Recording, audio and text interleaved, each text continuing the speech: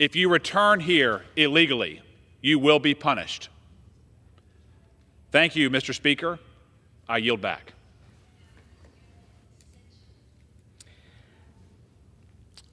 Under the policy the Speaker announced on January 3, 2025, the Chair recognizes the gentleman from Arizona, Mr. Schweikert, for 30 minutes.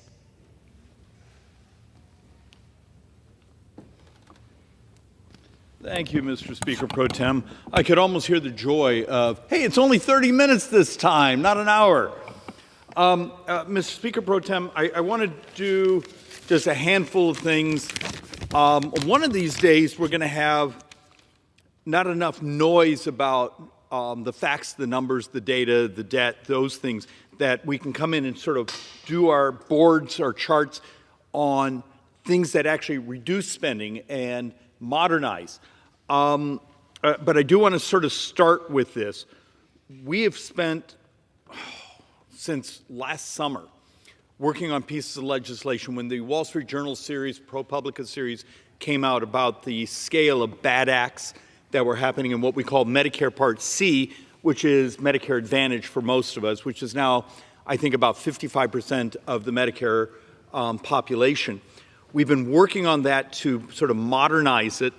And so for all the lobbyists who are making money trying to beat us up for trying to actually fix it, I'll warn you, the legislation's almost done. We now have to work with the economists and the other things to score.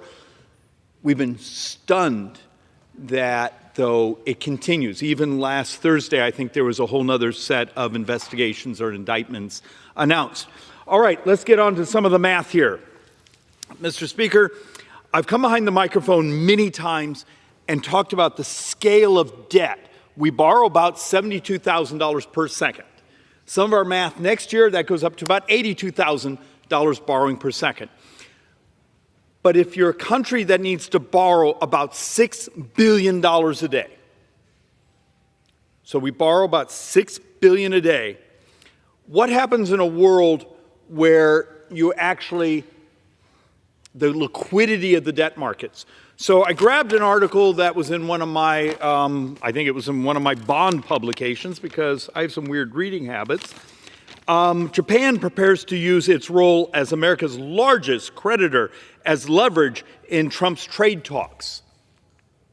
The point I want to make by reading that headline to everyone is Japan now is our largest individual creditor country.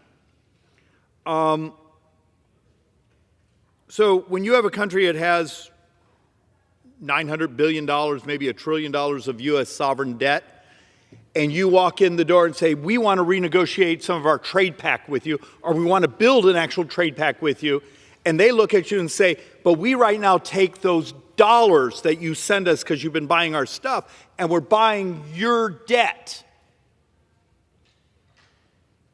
The fact of the matter is, if you're a country that's borrowing $6 billion a day, does anyone understand the fragility? And I'm going to use that fancy word a couple times, because also interest.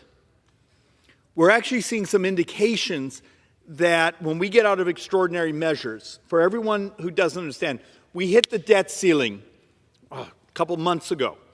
So right now, the Treasury, every day for that $6 billion shortfall, is juggling money internally and borrowing it out of the military retirement accounts or our thrift savings account, the cash accounts, and those things. So we're doing internal borrowing. But all that has to be paid back, and it all has to be paid back with interest. So we're still working on the rough calculation. Treasury put out a number, but I don't like their number because I don't think it was real, or we had all the visibility. But we'd worked on a data set saying when we finally raise the debt ceiling, let's say it's a month or two from now,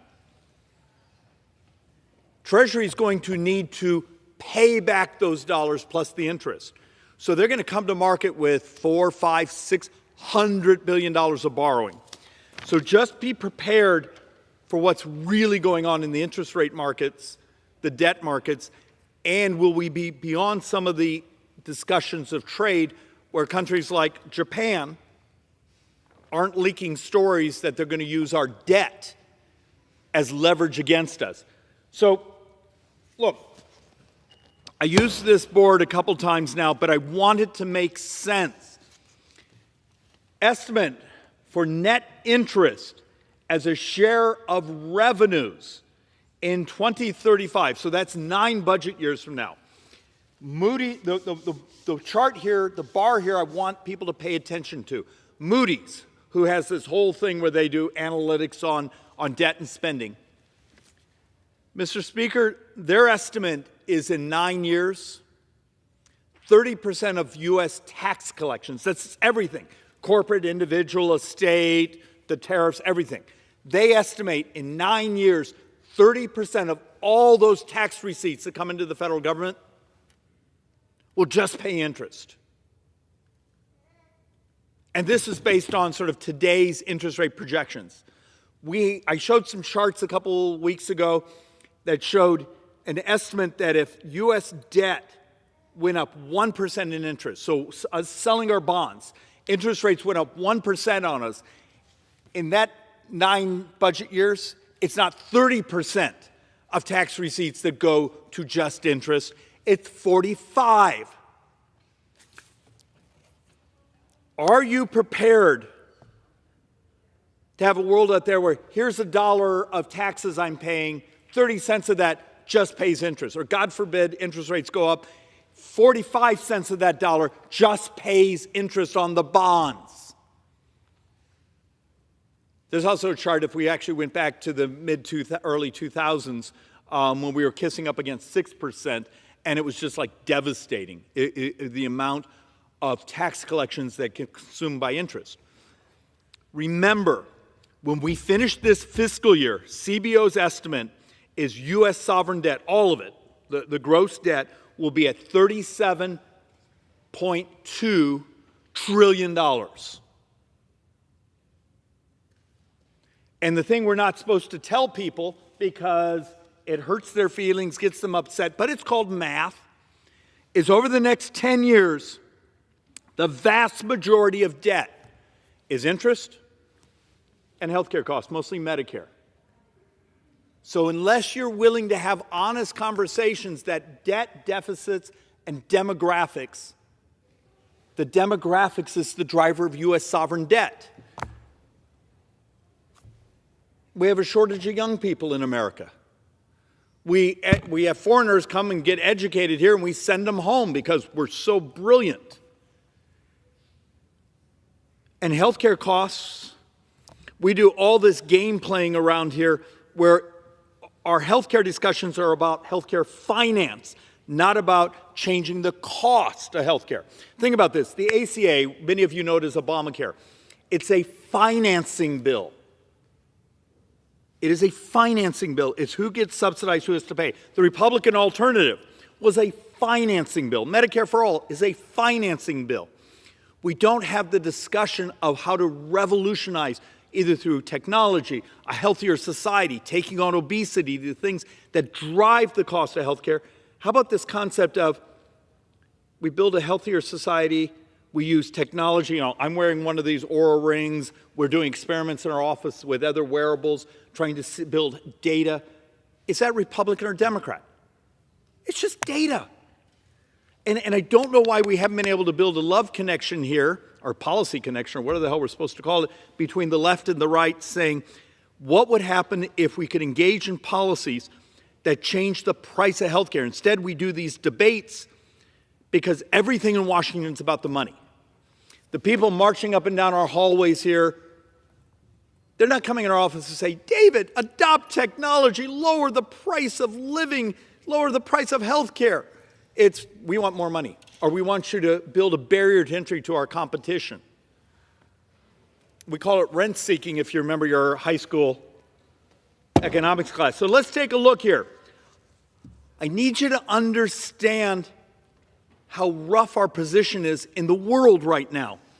Global 10-year borrowing rates. And I've brought the charts before. We've been bouncing between like the 13th, I think we fell to the 12th and the 14th, where other countries are able to sell their bonds cheaper. But the one that just enrages me, here's Greece. Greece can sell a 10-year bond cheaper than the United States today. So when you run around thinking the United States, we are the gold standard, well, we're also screwing up our extraordinary privilege of having the world reserve currency and the dollars coming back to us, because you start to see the slowdown in buying U.S. sovereign debt. And we don't know the real numbers, Mr. Speaker, because we're in extraordinary measures. We're not coming to market with new debt. But think about this. Here's the countries that can sell a 10-year bond cheaper than the United States. Italy, Greece, France, Canada, Germany, China, Japan, all can sell a 10-year bond cheaper than the United States. Lower interest rate. Does that make anyone concerned?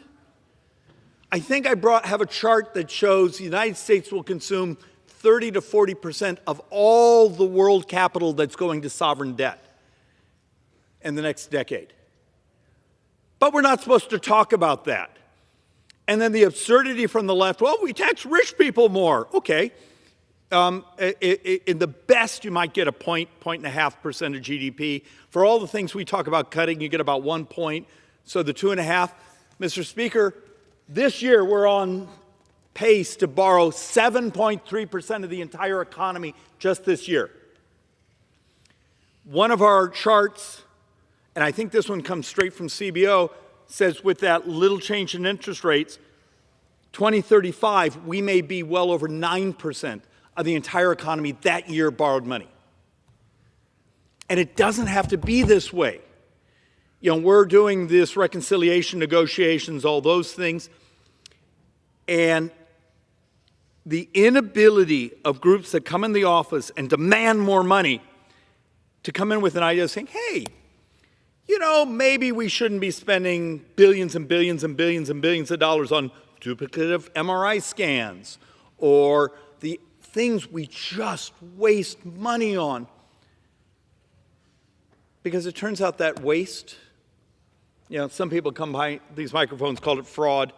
That waste turns out to be many of the bureaucracies, many of the business models. That's their profit model.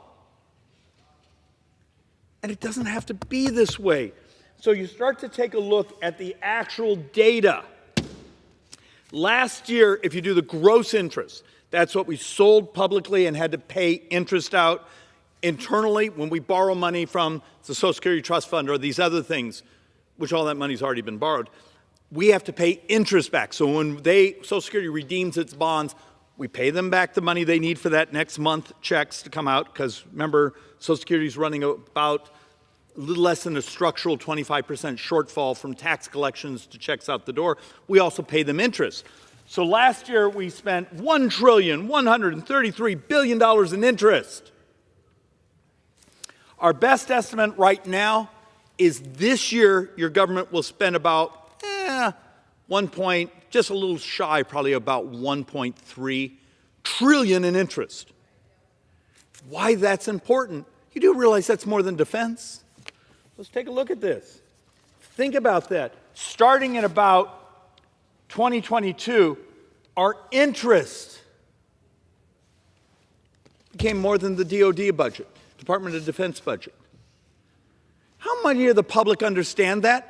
That interest, if you actually do the gross interest, is now the second biggest spend in the United States. Social Security comes in about $1.480 trillion. Interest this year will probably come in at, 1.213. So interest now is number 2. Defense actually is coming in around number 4 now.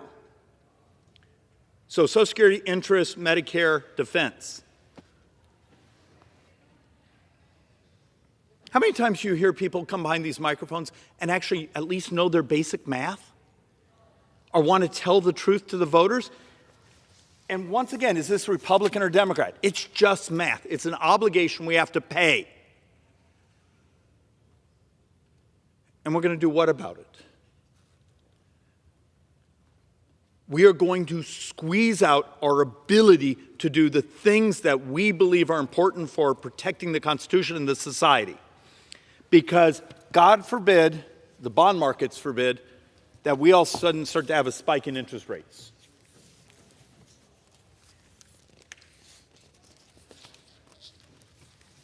And you start to understand that many of our brothers and sisters who come behind these microphones I show the chart all the time saying, okay, here's the pie chart of all of our spending. Today, it's about 75% is on autopilot. You and I get to vote on 25% of the spending. Okay, about half that's defense, about half that's non-discretionary. Every dime a member of Congress votes on today is borrowed. Think about that. Other than when you're in reconciliation where you actually get to have a vote or try to work on mandatory spending, which is formulaic, all defense and all non-defense discretionary is borrowed. And yes, you've heard a number of members come behind the mic and talk about how much non-defense discretionary has gone up. And it has.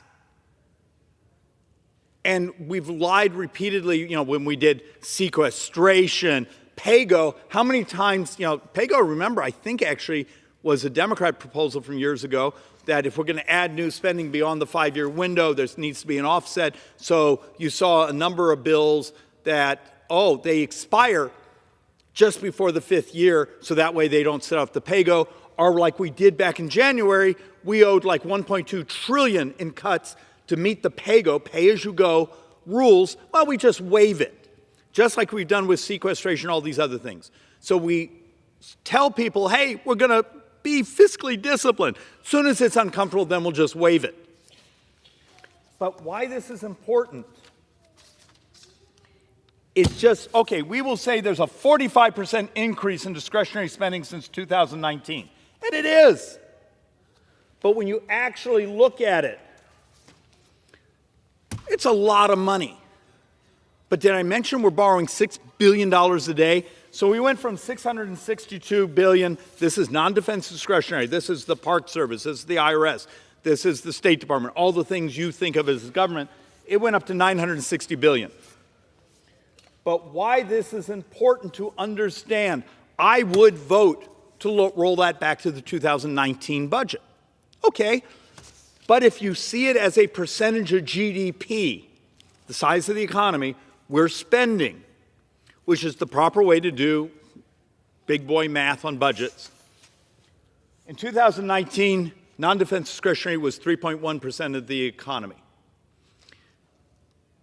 Last year, it was 3.3% of the economy. So it went up, but the economy got bigger. And it turns out if you're borrowing 7.3% of the economy this year, you could get rid of all of what you think of as government, non-defense discretionary, and you could get rid of all of defense. And my math on my top of my head, I probably should have calculated this before coming behind the microphone, you still need about another $400 billion to cover borrowing that covers Medicare. So think about that. For those that say, David, balance the budget today. I can do it. Of course, you're not going to have a military. You're not going to have what you think of as government. And I need to find $400 billion in the mandatory space. There's this lack of understanding of the scale.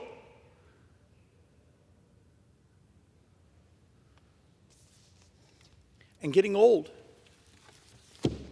When it's healthcare and interest, that's the primary driver. No one wants to hear that. That doesn't set off the dopamine receptors. It doesn't make people mad. It doesn't get you on television. If you tell the truth about the drivers of U.S. sovereign debt, you will never end up on MSNBC or Fox or those because no one wants to hear the actual math. We want things that anger people. Turns out good accounting isn't really that exciting, but it's math. And so here is the punchline which worries me and why I beg of my brothers and sisters. Okay, for those of us in the House, we have a reconciliation budget. We're trying not to let the expiring provisions raise people's taxes. We have a reconciliation budget in the House that if we do everything right, we get a couple $1 trillion of savings over 10 years. We're going to spend over $68 trillion in the next 10 years. How many members of Congress have had protesters outside their office? You can't cut things. We're talking total of $2 billion or $2 trillion of savings over 10 years when we're spending $68 billion. Have we lost our minds?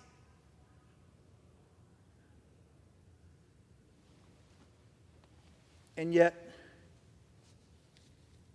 if we were to do the Senate's reconciliation budget, which has almost no cuts in spending in it, we will borrow approximately, and look, I'm conflating publicly sold debt with the debt we would create in the next 10 years.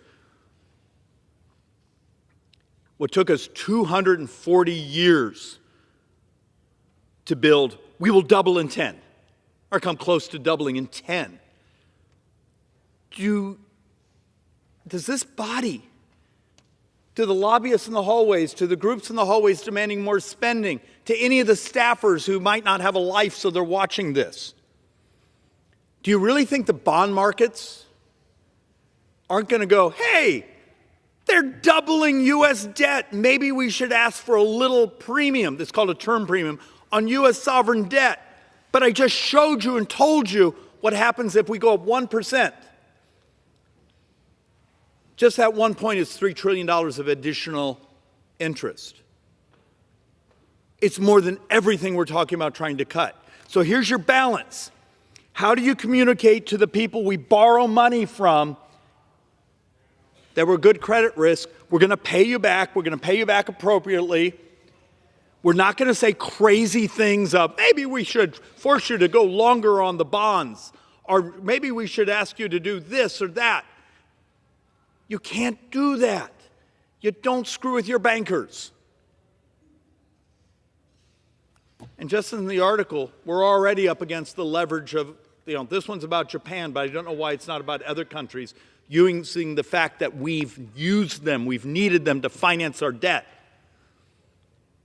And then we intend to leverage them. Okay, they need trade with us. Let's use that leverage. But let's also be respectful of the fact they're one of our bankers. And understand the fact, Mr. Speaker, if we don't get our act together, the United States is on track to double its borrowing over the next 10 years. And if that becomes the perception in the world debt markets, we're going to pay a penalty for it. And that penalty is really expensive.